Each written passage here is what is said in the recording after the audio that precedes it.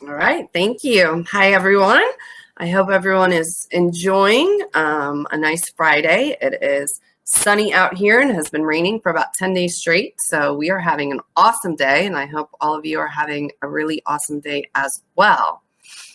We will just go ahead and jump right in and start talking about the 6 steps to effective leadership from a behavior analytic perspective. But maybe first, if you all can just make sure that you can hear me, if you want to just post a hello and maybe where you're calling from in the chat box, and that way I can make sure that we are all a go and you all can see my presentation without problem. All right, awesome. Matthew, you're in St. Louis. I'm in St. Louis as well, so that's pretty cool. I see Laura from Austin and Stephanie from Haymarket, San Diego, Duluth, and Los Angeles. Awesome, awesome. And Connecticut as well. Very cool. All right. Well, thank you all for joining, and we will go ahead and jump in. I am going to try and make sure I monitor the chat as much as possible, but I have about 3 screens going just to make sure I have everything up. So if I miss something and you really want to make sure I answer it, go ahead and just repost, or I'll make sure that towards the end of the presentation that I look through all of the questions and make sure everything gets answered. So for today, just a brief overview. I am first going to talk about what leadership is from a behavior analytic perspective, why leader behavior is different from other types of behavior and other types of work behavior especially. We're going to talk about the 6 very specific steps to be more effective, and then some action items for today. I always try to leave people with action items that they can go and begin working on today, so that we don't fall into that rut of, oh my gosh, this was really awesome and I'm so excited about it. And as soon as you turn this webinar off and you check your emails or the phone rings or somebody walks into your office, you forget all about it. So hopefully you can have some action items and actually start implementing this stuff today. So first, let's talk about what leadership actually is. Leadership is a set of skills, and it's a set of skills that's necessary to influence employee behavior in such a way that the employee works towards the vision and the mission of the company. It's not just about influencing behavior. We all influence each other's behavior. Leadership behavior specifically is about having a purposeful influence that drives the employee behavior towards the mission and vision of the company. So it's a very purposeful set of skills and set of behaviors that one is engaging in. And the focus is to get those that you are working with on your team or your supervisees to actually work efficiently and effectively towards the mission and vision of the company. A leader then is one who engages in these sets of behaviors. Being a leader is not just about the position you hold, it's about the behaviors that you emit and the effect that you have on others' behavior.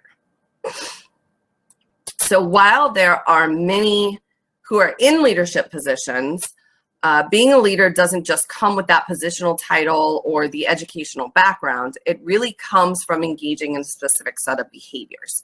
And so to make sure that we're all on the same page, just because somebody is in, a chief executive position, or who is a manager or a supervisor of other BCBAs, for example, doesn't necessarily make them a leader. It puts them in a leadership position, but it is only when that person effectively influences the behavior of their team to work towards the mission and vision of their company that they truly become a leader.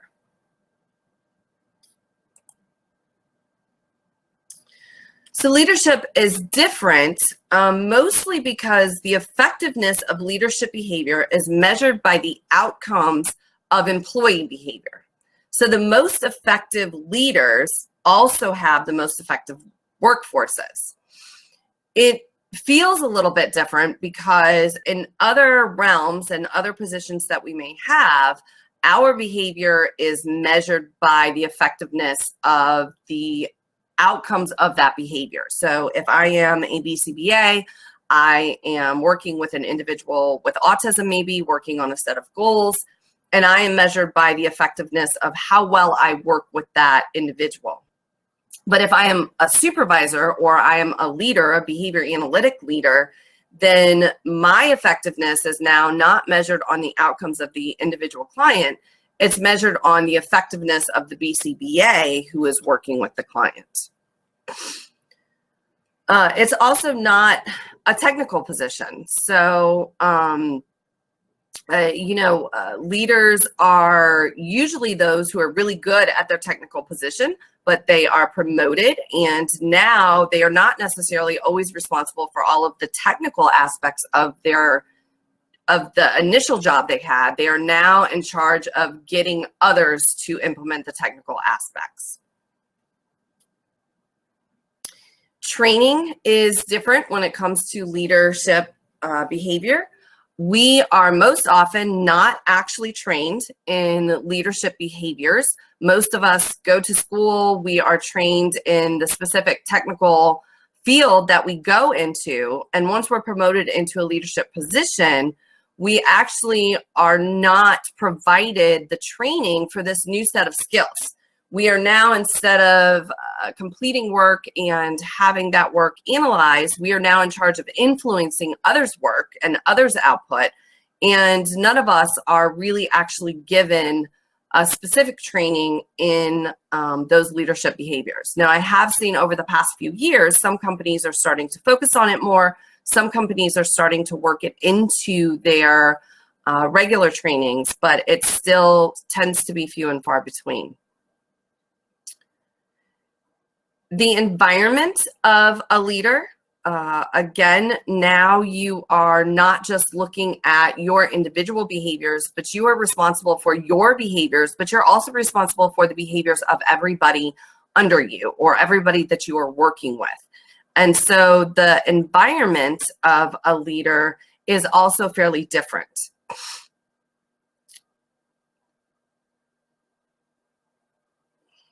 All right, so really quickly, we will go through the 6 steps and then we'll dive into each of them and talk about exactly what they mean and the specific things we can do to increase our effectiveness in each area.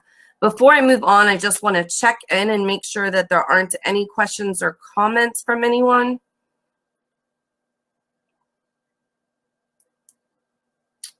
Oh, loving it. All right, thanks. Thanks, Jenny. All right, so the 6 steps to effectiveness. The first one is actually your behavior. And as behavior analysts, that probably is a no-brainer. But I always start with your individual behavior because we know that if we want to change the behavior of others, we actually first have to change those maintaining variables that are either increasing, maintaining, or decreasing the behaviors that are currently there. If we really take a minute and think about it, it is us as the leader who can change those antecedents and those consequences and the environmental variables. So it is our behavior that we first have to be in tune with, that we have to measure, and we have to determine if and what to change in order to get the outcomes that we want. So what I want you to do is I want you to actually take a minute to think about your own behaviors. But I want you to do this through a quick exercise. And I want you to think of a leader that you have had in the past. And you can either choose a leader that was really effective, that you really enjoyed working with, and you thought maybe built your skills and supported you, or you can pick the opposite. So maybe a leader that did not support you, that maybe you tried to get away from as quickly as possible. So keep that person in mind, and then I want you to answer each of these questions with just a quick yes or no as we go through them. So the first one, are people generally excited to meet with me? Or you could, for this example, ask, were people generally excited to meet with that leader? Does the team work hard for that leader? If a project or deadline focus had to be changed, did the team fall in line and get behind the changes, or would they complain and resist these changes? Do team members cancel meetings, avoid scheduling, or walk in the opposite direction when they saw this leader? If you're thinking about your leader, you might even say, like, did you tend to cancel meetings, or at least try to figure out how to cancel meetings, avoid scheduling, or hide behind corners when you saw that person walking down the hall? When mistakes are made, did you feel good about going to that leader to tell them, or did you try to hide them, cover them up, or solve them so maybe that leader wouldn't notice? And how much does each team member participate, offer new ideas, or state critical examination and review of current ideas? So thinking about the leader that you guys chose, for those of you who chose an effective leader, how many questions did you answer no?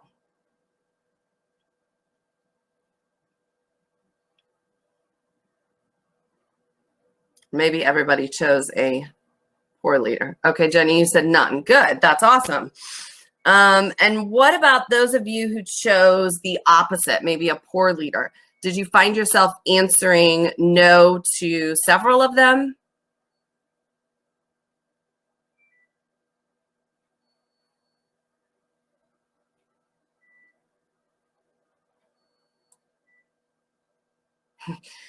Matthew, you said especially all of them, essentially all of them. Absolutely.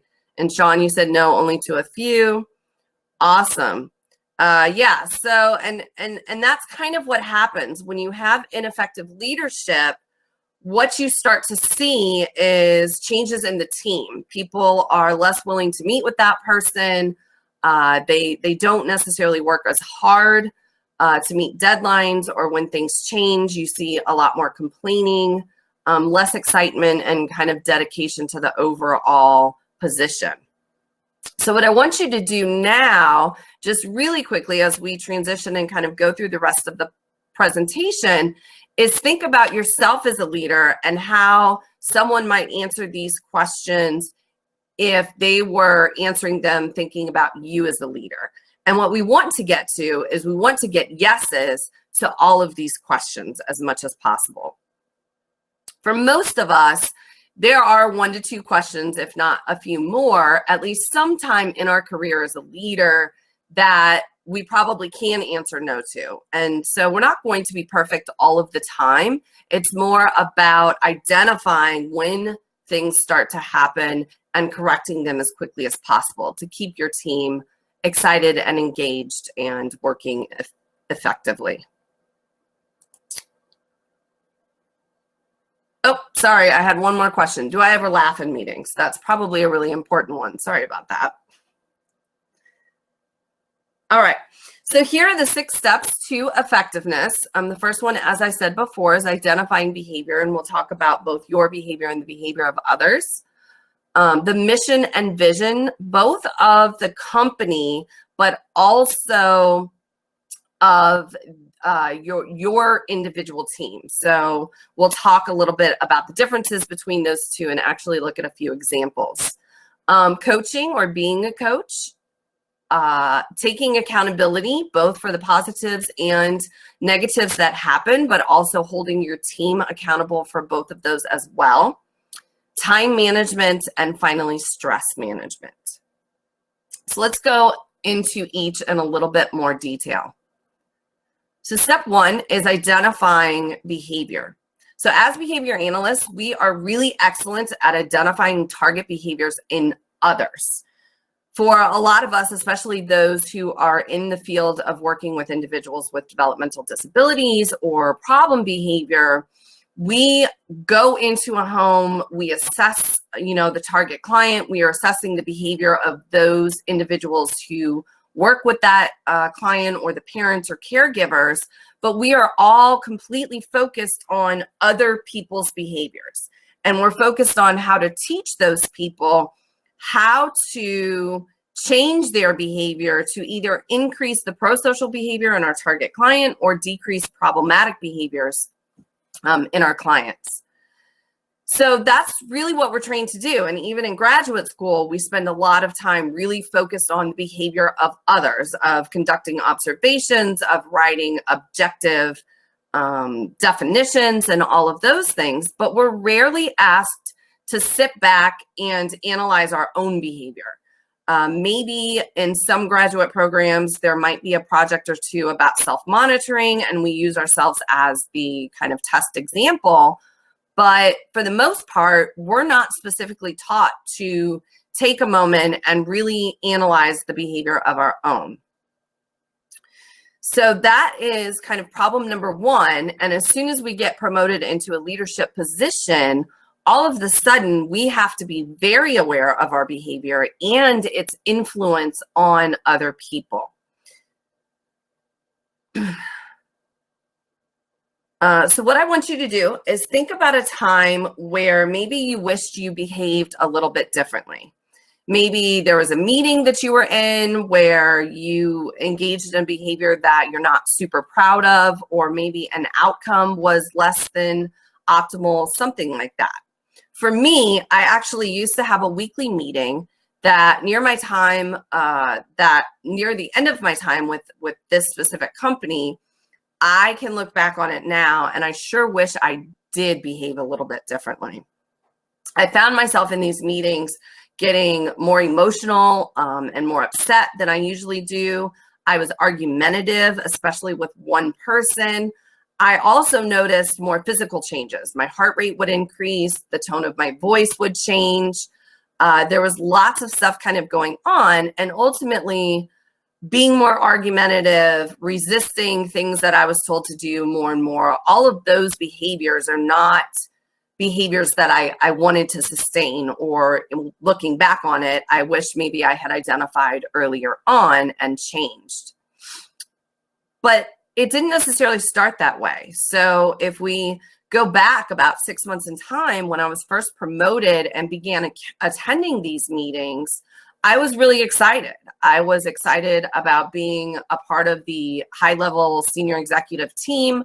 I was excited to, cooperate with everybody, to, make changes in the company and, really just do everything it was that my boss and leader at that time asked me to do.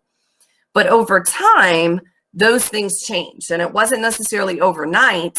It definitely took some shaping. There were specific contingencies, both in the meeting and outside of the meeting, that had huge influence over my behavior, which is what started to change that behavior over time. Now, looking back, I realized I wasn't necessarily aware of all of these things or the impact that it had on my behavior. I just knew that my behavior had changed. And I knew that I had gone from really looking forward to these meetings to absolutely hating them and trying to think of a million reasons why I couldn't attend them, or I had to leave early, or something like that. And in that moment, instead of stopping and kind of identifying my own behavior and taking accountability for it, I blamed my direct supervisor. I said to myself, he's just awful to work with. He doesn't compromise. He doesn't listen. He does X, Y, and Z.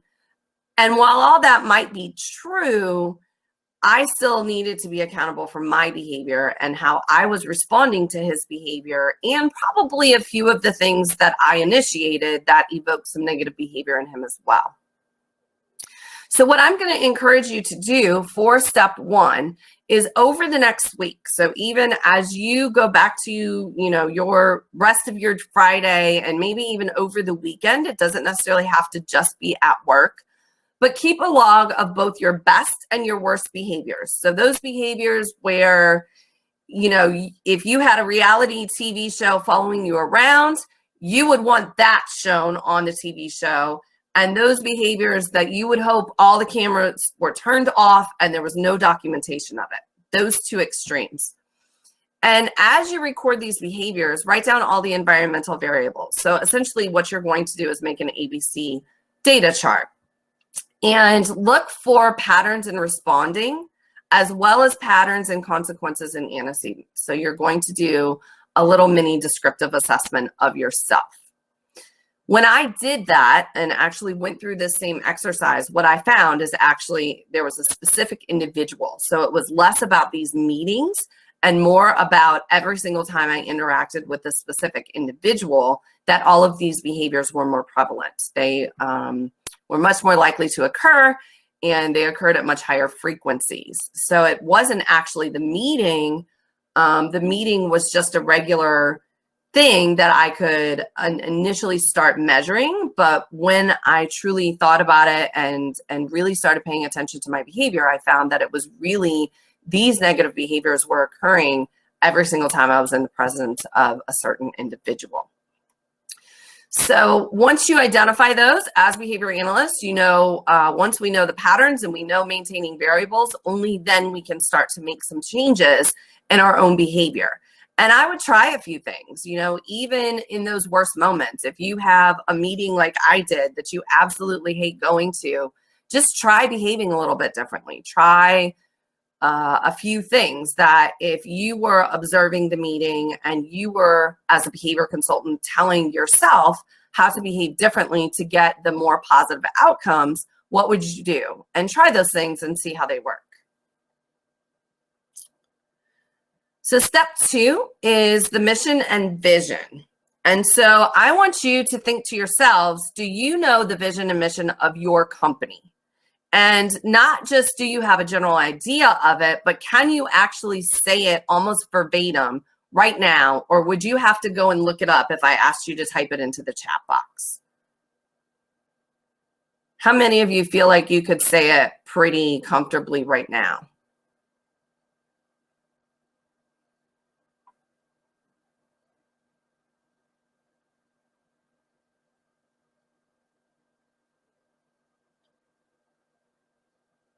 Thanks, Matthew. I see a note. And Jenny, I see you'd have to look it up too. Good. And that is very common. Most of us, unfortunately, don't necessarily know the exact vision and mission of our companies. And even more so, not all of our companies actually have a very clear mission and vision. So one thing to do is, you know, maybe if you don't necessarily know it, go ahead and start looking it up. Stephanie, I see you said you think you could, and that is really awesome. After you kind of know and are aware of the mission and vision of your company, then think about, do you have a specific vision for your team? For example, let's say you're the leader of a human resources team. You may have a vision and mission for the overall company, but for your individual team, your vision may be that you're going to provide, you know, the best HR experience to every single employee or potential employee that comes in contact with the company. So it should align with the overall company's vision, but you have a specific one that focuses on what your team is doing. So mission and vision do go hand in hand, but mission essentially answers the who you serve and the what you do to serve them. So the mission is about defining the fundamental purpose of the organization and what it does to achieve the vision of the organization. So if we go back to being the director of human resources, you serve the company's employees and you provide onboarding training, grievance resolutions, access to job position contracts, you know, maybe sexual harassment training and all of those types of things. That is essentially the mission of the HR department. The vision then actually answers the why and the how. The vision should be aspirational. It sets the best case scenario. If the world were perfect and we could do everything it is that we wanted to do, our company would do X, Y, and Z. And then you take that down to your department and you think about it the same way. If our company is going to do X, Y, and Z, our vision for our department is to do A, B, and C that aligns with that. The vision should be emotive. It should be inspiring. It should create some motivation. So it should actually serve as an EO or at least create some EOs. And as I said before, a lot of people really can't state the mission, but some at least have a vision. Maybe they don't necessarily know what the vision is for their company, but most of us have a vision for what we want to do within our careers, or at least within our specific positions at the time. The other issue is that a lot of leaders don't really place enough value on the company's vision or their own vision. I spend a lot of time talking about this and thinking about this because you want to make sure that your vision is communicated throughout every single thing that you do. It not only motivates your employees because it is inspiring and it is the best case scenario, but it also works to make sure that your team is aligned. If you have somebody on your team that doesn't believe in the vision, that doesn't agree with the things that the company is doing, or at least the direction that the company wants to go, that person may not be the best person to have on your team, and that can cause issues as well. So what I thought would be fun is to look at a few examples of visions, and I picked out some of my favorite ones of the larger well-known companies. So the first one is actually American Express. And their vision is, we work hard every day to make American Express the world's most respected service brand. So you see, their mission is that they are a credit card and provide, lines of credit or access to individuals, but their vision is really wider. It's focused more on being the most respected service brand. So it's not just about credit cards. Coca-Cola has another really cool one, at least in my opinion. It's to refresh the world, to inspire moments of optimism and happiness, and to create value and make a difference. I know if I heard that vision, I would be pretty excited about working for that company, even though the mission of the company is to produce, beverage products and sodas and that type of thing. But their vision is, and the way that they produce these products is to refresh the world and inspire and create value. So a couple more examples. These are actually airlines, and the first one is JetBlue, and their vision is to inspire humanity both in the air and on the ground.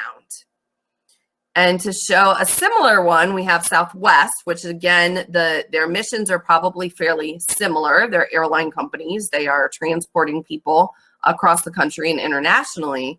But Southwest's vision is dedication to the highest quality of customer service delivered with a sense of warmth, friendliness, individual pride, and company spirit. And if you have any experience with those two companies or flying on those two different airlines, you may notice some differences. And the hope would be that those differences are actually tied to the difference in their visions. So the vision really kind of drives the company and the way people behave within the company. I think I have one more set. I used a couple car companies. So Honda's vision is to seek solutions for a harmonious environment, shift the social paradigm. And Toyota is to attract and attain customers with high-valued products and services and the most satisfying ownership experience in America. So after reading some of these, how many of you would feel inspired if, you went to a company and that's truly what they were focused on every single day?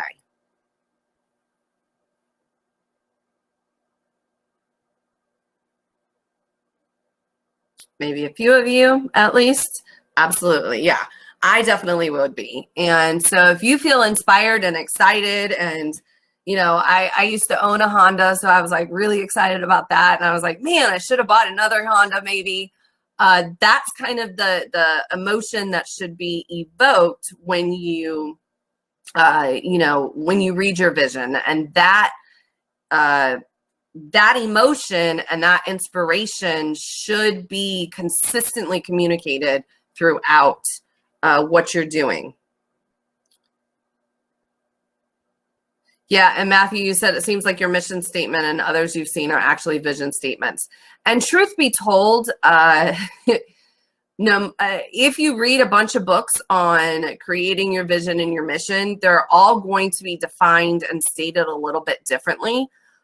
This is the way I define it because it makes the most sense to me, and it has the most overlap and kind of clarity throughout all of the different ones.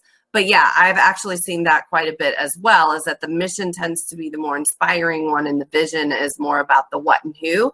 That is actually reversed. And even if you think about the meaning of those words, like your mission is what you were put here to do, what you are going to accomplish, whereas your vision is your aspiration. So really quickly, just some action items. I would say number one, if you're not exactly sure what your company's mission and vision are, begin there, look them up. And maybe if you have leaders, then ask them about it and just ask them what their vision is for the company. And then if you guys are the CEO or the head leader of your company, think about, if you have one written, does it still align with where you want to go? And if you don't have one written, then maybe start there. Once you have your mission and vision written, again, then go to your teams and think about it the same way for your team. So if you are a clinical director, your vision would hopefully align with the company, but it may be slightly different than maybe an HR director or the chief operations officer or something like that. So think about that as well. Once you have clarity on that, make sure you communicate it clearly with your team. So this is another area where a lot of leaders fall down, is that they have crystal clear vision. They know exactly where they want to go, where they want their team to go or the company to go, but they don't communicate that really well to their team. And so when you communicate that, you want to make sure the vision is concise. You saw that these visions were not lengthy. They were 1 to 2 sentences at most. You want it to evoke emotion. You want it to serve as an MO and all of those things. It does take some time to develop. They are not easy to develop. So if you start working on developing it, hang in there. You probably will come back to it and revise it a few times. Every time you read it, you may say, that's not quite as inspiring as I thought it was the first time. And that's okay. And if you actually look at companies through the years, their mission and vision statements do change every few years because they're updated with how the company has changed or grown, or new initiatives or that type of thing.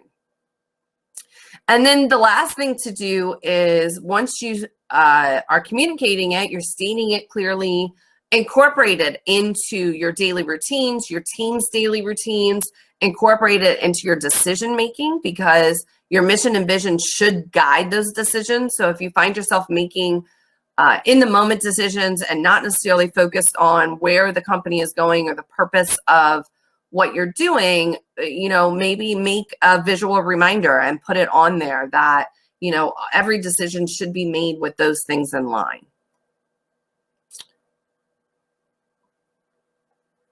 So moving on to step 3, coaching. So coaching is an extremely underused skill in most organizations, but it actually is one of the most effective tools that a leader can use to develop skills, to boost performance, to create accountability, and encourage autonomy in team members. One of the biggest complaints that I hear from a lot of leaders, especially new leaders that I'm working with, is that their team comes to them for everything. They don't solve problems on their own.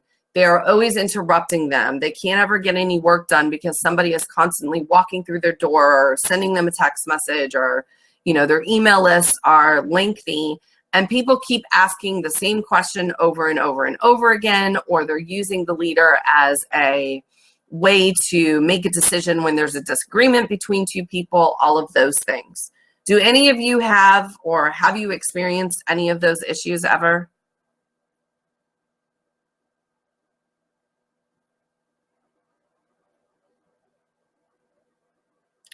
With some people, yes. Good. All right. So I see some of you have, at least a little bit here and there. And sometimes, Laura, you said teaching staff initiative can be a struggle. And there are definitely many variables involved in that. But one variable that we can control and actually has huge effects on team accountability and taking initiative and having some autonomy within your team is can be solved through coaching. The difficult thing is, especially newer leaders, we just got promoted up from those technical positions. We're used to doing many things on our own. We got promoted because we are the people who take action, who get things done, who solve problems individually. And so when we move into a leadership position, we now have a team of people who is supposed to be doing the same thing, but we are so used to, our learning history has been reinforced so strongly to jump in and solve those problems and get things done quickly, that we tend to carry that over into the leadership position. The other issue is that if you just think about from a behavior analytic standpoint in terms of reinforcement, jumping in and solving a problem is negatively reinforced. If you are working on a big project that is due, by the end of the day, and somebody walks into your office and says the ever-known statement of, you got a minute, that is going to end up taking 30 minutes to an hour, it is so much easier, and you're going to, your behavior of solving that problem, of just saying, what's the issue? Let me fire off a solution, go do it. That behavior is negatively reinforced because you got that person out of your office, you got your time back, you can go back to working on your project. The other problem is the behavior of kind of coaching, of taking people to get them to the level where they can be more accountable and solve their own problems, is, at least in the initial phase, a little bit punished. So if you think about that same scenario, somebody walks into your office, you have this big project to get done, you now spend the time that it's going to take to coach that person through it. That behavior is going to be a little bit punished because your time is taken up. You don't have as much time to get your project done. Maybe your project is going to be late now, all of those things. But in the long run, the delayed reinforcer is much more potent. But again, for those of you who are familiar with like behavior economics, that immediate reinforcer is sometimes more powerful, even though it is a lower quality or less magnitude than the delayed reinforcer. But the immediacy tends to outweigh the delays a lot of the time. So to go into coaching a little bit, coaching is essentially a set of skills that takes away the problem solving in terms of, I'm going to just give you the solution to the problem. Instead, coaching focuses on listening and asking questions that will guide the person to the solution. So think about, the person walks in and says, I have an issue, I need some help with it. Whoops. When you're coaching, your first question should be, well, what do you think you should do? And of course, in this moment, the person is going to say, I don't know. That's why I came to ask you. Clearly, they still want you to solve their problem. You solving their problem is reinforcing to their behavior as well, because they don't have to think about it as much. They don't have to try and figure out what's going on. They will hopefully not make an error if you would just tell them. But in that response, a lot of us will then kind of say, well, we tried, and again, I don't have time for this. So now I'll give you a solution or two, or maybe I'll give you a choice, or I'll prompt you in some sort of other way. But instead, if you put it back on them and say, okay, I get that, but you usually have a lot of really good ideas. You usually figure out how to do things. I get this thing is really hard and it's unique. Tell me what your initial thought was and why or why not you think that's a good idea. So now you are no longer kind of allowing them to get out of it. You are giving them a very specific SD, a very clear expectation for what you want the response to be. And you're not saying, what do you think the solution is? You're saying, what was your thought? And why or why not did you decide to go with it, or, scrap it and come in here? And now they are going to answer that. And so if you can kind of continue in that way, you can reinforce that thought process. And so they say, well, I was thinking of doing this, but I didn't think that would work because of these reasons. You can now say, yeah, I completely agree with that. I think you're right on par with that assessment. What do you think we could do differently? And so you're really you're providing those prompts. Every question that you ask is a prompt to lead them in the right direction, but it's also modeling and teaching the problem-solving method. So after they leave, they now have a set of questions that they can follow that can guide them the next time something comes up. And, we all know learning, most of us are not one-trial learners, especially when we have a long reinforcement history and learning history of the wrong behaviors. So it's going to take several times, but the more you do this and the better you get at backing off and not jumping in with the solution, no matter how difficult it is, the more autonomous your team is going to get. The less interruptions you're going to have, you're going to have more time to focus on the stuff that you really need to focus on. The step 4 is accountability. So in step 1, we talked about identifying behaviors and the maintaining consequences for them. And that's definitely the first step to being accountable. So if you're not aware of your behaviors or the behaviors of others and the maintaining consequences of those behaviors, go back to step 1 and do that exercise and just chart some ABC data and look for some patterns. And then you can work on step 4, which is being accountable.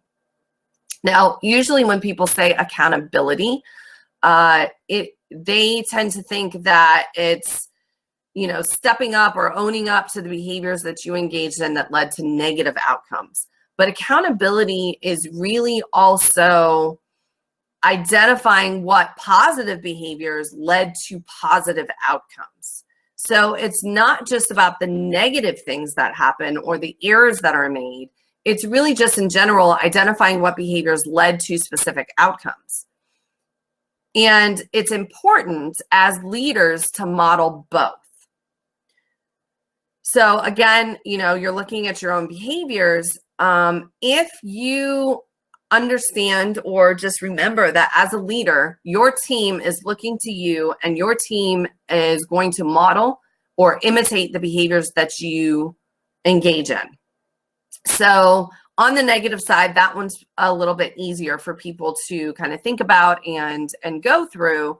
If an error happens, if you're the type of leader that goes around looking for the person who caused the error and the person to blame, you are also providing a model, and you are likely reinforcing others when they in turn look for other people to blame and somebody to kind of pin the error on. So step 1 would be, okay, an error occurred. Is there anything that I could have done differently that would have led to a different outcome?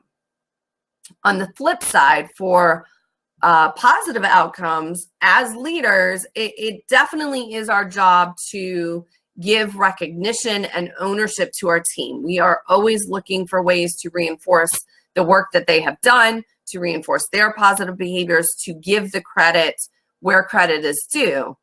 But it doesn't mean to give all of the credit if you did something significant that led to that positive outcome. And once again, we are the model. So we are the model that is imitated.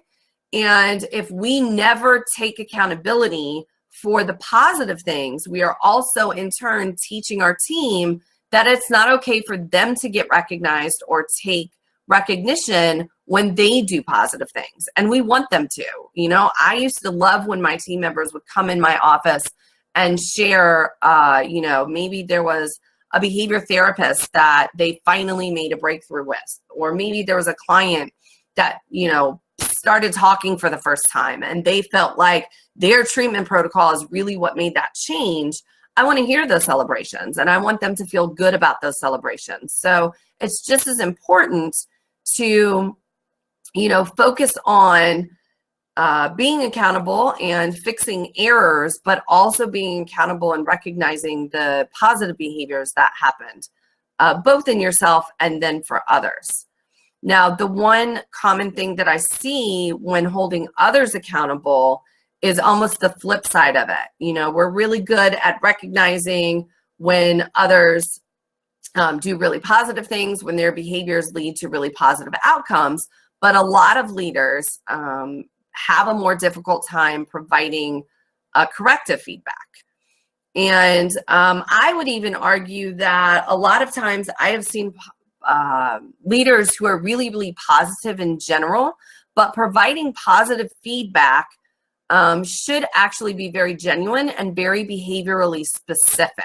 So I see a lot of leaders who say things like, you're so awesome, like, I just love working here, you guys are always so positive, and this, that, and the other. But what happens is the more general you are in your feedback, the less reinforcing that feedback becomes.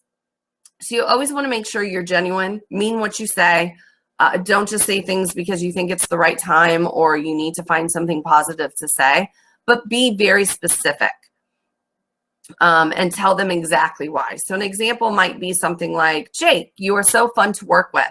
Every time we have a meeting, you immediately send me a bulleted summary of the notes, which makes it easy to read and ensure agreement between us. You also focus on positives and solutions and come prepared with a potential list of solutions each time you have a problem. I appreciate your forethought and the research you do prior to our meetings. It makes you really prepared and our meetings highly efficient and effective. So that's telling Jake exactly what it is that makes him so fun to work with and so positive. On the flip side of the corrective feedback, you still want to be very behaviorally specific, but you also want to add in the outcomes or the results of that incorrect or negative behavior. And then you want to provide specifically how to correct it. So that's the big thing that a lot of us leave out. We tend to be really, really specific about what people did wrong, but we don't tell them exactly how it is that they can correct it. So if we go back to the same example, but flip it around to corrective feedback, a leader might say something like this: Jake, I really appreciate the summaries that you provide following our meetings. It shows that you are detailed and ensures that we agree on the outcomes of our meetings.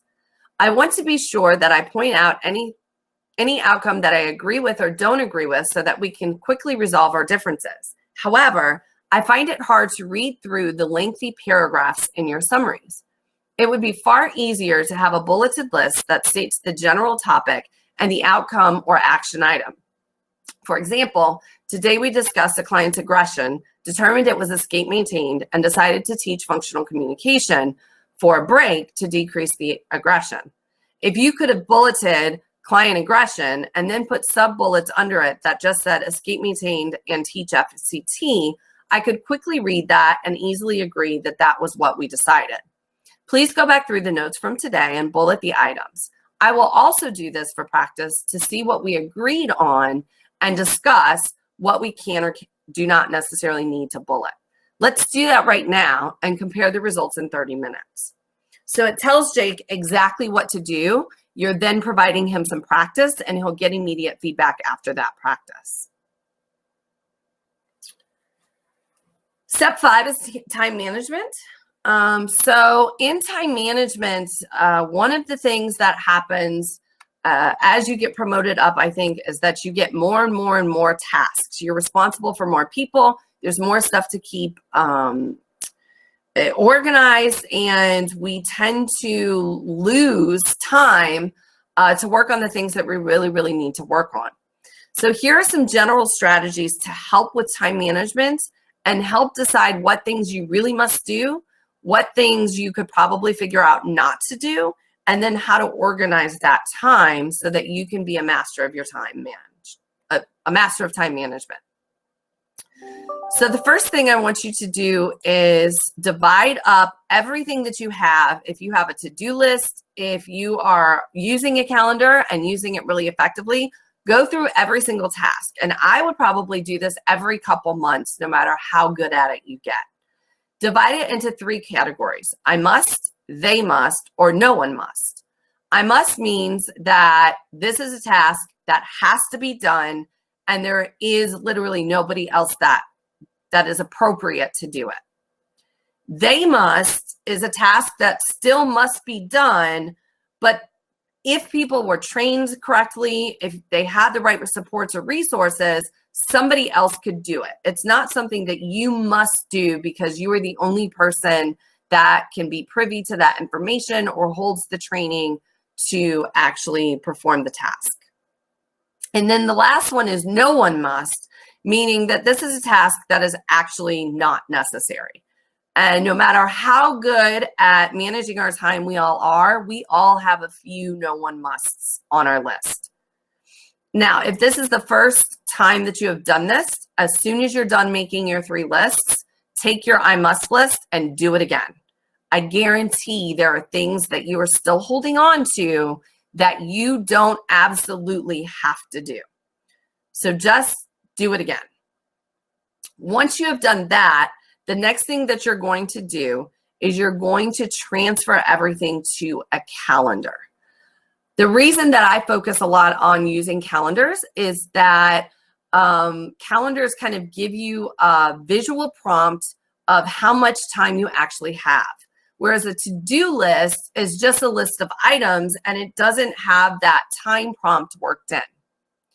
When you're looking at your calendar, you're going to have things that are rocks, pebbles, or sand. Rocks are those things that take a lot of time, that are really difficult to schedule, that are hard to rearrange. So if you have a team meeting with 6 people, that might be a rock. If you are, a clinical director and you are meeting with your supervisor, chances are that might be a rock because rearranging with a supervisor who is equally as busy may be fairly difficult. A pebble is something that still needs to happen, but is a little more flexible. So if you are maybe doing some overlaps or you have meetings with your supervisees, those are probably pebbles. They can be moved a little bit more easily. And the sand are all those things that you have to do, but they can be filled in anywhere. And they're flexible and can be moved fairly easily. Things like checking your email, maybe writing a report, maybe looking, reviewing data for outcomes or those types of things. Those are things that don't take a whole lot of time, and you can move those around as necessary if need be. The other thing to remember is that once you put something on your calendar, you don't get to delete it unless it's absolutely not going to happen anymore. You can move it around and you can change it, but unless it's truly being deleted, don't take it off your schedule. And the final thing is schedule everything, not just your work. People actually laugh at me because I will schedule in, hanging out with my friends or, drive time to my parents' house or those types of things. They literally laugh at me, but it truly allows me as the workday progresses. I know when I have a hard stop and I know that I may have to budget my time a little bit differently depending on exactly what I have going on outside of my work life. The other thing to do for time management is to actually use the PREMAC principle. So we all have tasks that we are more likely to engage in or less likely to engage in that are more or less preferred. Stack your deck kind of to work for you. So the activities that you find yourself most likely to do, put those after a task that you are least likely to do. Use the higher preferred or the more likely tasks as the reinforcer for the less preferred task. And also schedule your day thinking about behavioral momentum. There is nothing that actually deflates behavioral momentum more than checking your email first thing in the morning. I tend not to check my email until I have actually worked for a couple hours. And I actually start my day with a couple easy, quick tasks so that I can check them off. I have some behavioral momentum because I'm completing these tasks and I can close them out. And then I do a bigger task that takes a little bit longer. And then I put the PREMAC principle in and I check my email, which is something that is somewhat reinforcing for me. And so that's kind of how I use some of those behavioral principles to actually help me manage my time and increase my effectiveness and efficiency as I'm working. And then the final step is stress management. And physical health and mental health are not often discussed a lot in leadership trainings, especially business leadership trainings, but they are actually one of the most important keys to success. If you are not physically healthy or mentally healthy, you can't really be of use to anyone and you will not be successful. Think about the days that maybe you tried to go to work or even work from home when you had the flu or you were really not feeling well or something huge happened outside of work and you were incredibly stressed, or maybe you had a meeting with a supervisor, but it was immediately following a huge stressful event that just happened at work. We are not as effective in those moments as we are when we are not stressed and when we are physically healthy. And so it's important to be aware of this and then take steps to manage stress. We are all going to get stressed. We're leaders. Leaders get stressed. Leaders have tasks and deadlines and things that happen that are highly stressful. So here are some tips, again, that you can start today that will actually help manage stress, but it'll actually promote physical health as well. So the first one is physical activity. My recommendation is to walk at least 15 minutes a day. And what I used to do, I work from home now, and I actually probably walk a little bit less than I used to. But when I used to work in an office building, I would actually schedule walking meetings. And those walking meetings were usually quick check-ins. But I would walk around the building, or in one of my buildings, we literally were like right across the street from a gas station. So we would actually walk to the gas station, we would purchase like a banana or something, and we would walk back, and we would actually have our meeting while we walked. The cool thing about this is that it doesn't just help manage your stress and promote physical health, but it actually decreases the time of those meetings. I found that when I scheduled those meetings, the people who were coming to me were pretty on par. They were really pointed about what they wanted to talk about. They knew we were going to go on this short walk. And if they extended it, they were going to have to keep walking. But they also, didn't necessarily get as off track as sometimes I did if I was just sitting in my office talking with them. The second one are relaxing techniques. So things like yoga, taking deep breaths, writing for a few minutes a day, or meditation. My recommendation, and again, this is aligned with the research that I've done, is 5 minutes each day. So I've worked with some people who, wake up in the morning and write for 5 minutes a day, or maybe that's the last thing they do before they go to bed at night. I have other people that, take a moment in the middle of the day or right in between meetings and just take some deep breaths, close their eyes, maybe meditate a little bit, something like that. It doesn't have to be long, but using relaxation techniques as part of your regular day actually decreases stress, but it also puts you it creates a reinforcement history that when you do get stressed and when you do enter those moments that maybe are a little more difficult, you're already in the routine. You already have a learning history of doing these things, and you're more likely to do those in the moment to manage that immediate stress. And then the last one is to laugh. So there's a lot of research out there that actually shows those who laugh more score higher on happiness scales and health scales than those who laugh less or don't laugh at all. The one thing to remember is you don't want to laugh at anyone's expense. Don't be mean, but laugh. Even in stressful situations, usually you can find something that maybe is to laugh about. I've worked with leaders who, in the most difficult situations, maybe they just found out as a CEO that they're not making budget and people might not get paid because a payer source didn't, pay their contract or something like that. Incredibly stressful. And they kind of laugh and they kind of say well, maybe we should have done X, Y, or Z. Or, well, I wonder, how this payer source is feeling because clearly their bills are much larger than ours. So they find some humor in it, and they're able to find some humor or happiness even in the most difficult situations. So with that, just a quick summary to remember: leadership is a set of learned behaviors. It's a set of skills that all of us can learn with the right structure in place and the right training and reinforcers and consequences to maintain those behaviors.